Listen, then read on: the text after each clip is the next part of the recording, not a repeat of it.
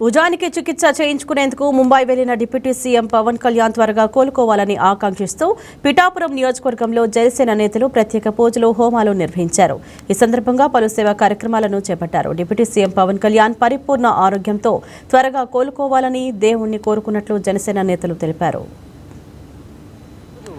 పిఠాపురం పాదయాత్రలో మా అధ్యక్షులు మరియు అందరి ఆరాధ్య దైవం శ్రీ కొణిదెల పవన్ కళ్యాణ్ గారి శస్త్రచికిత్స చేయబోతున్న కారణంగా మేము ఈరోజు పాదయాత్రలో ఆయన ఆరోగ్యం సుభిక్షంగా ఉండాలని, ఆయనకు అధికారం ఆరోగ్యాలతో ఉండాలని చెప్పేసి మా జనసైనికుల ఆధ్వర్యంలో ఈరోజు మధ్యాహ్నం ఉదయం నుంచి పూజలు చేయడం జరుగుతుందండి.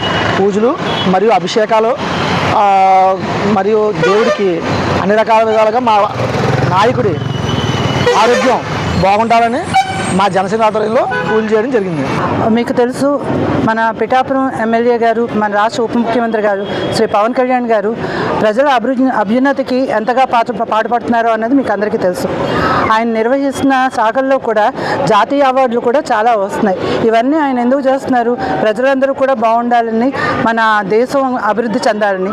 అలాంటి నాయకుడికి ఈనాడు చిన్న అనారోగ్యం కారణంగా భుజాలకి సంబంధించిన శస్త్రచికిత్స చేయించుకోవడానికి ఆయన ముంబై వెళ్ళడం జరిగిందండి.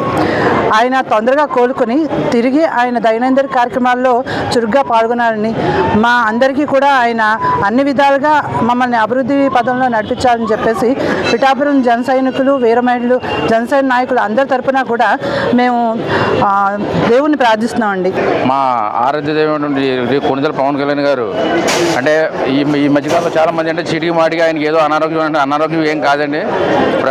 మన క్యాంపెయిన్లో ఈ మనుషులు ఆయన మీద ప్రేమ తోటి ఆయన మీదకి ఎక్కేయడం, ఏదో గిరగేయడం అటువంటి కొన్ని జరిగే సంఘటనలు జరిగాయి. అయినా కూడా ఆయన ఇప్పుడు క్యాంపెయిన్ ఆపకుండా అన్ని పూర్తి చేసుకుని ప్రజల సమస్య తీరిన తర్వాత ఇప్పుడు ఈ జబ్బకి రోబోటెక్ అనే శస్త్రచికిత్స చేయించుకోవడానికి ఈరోజు వెళ్ళారండి.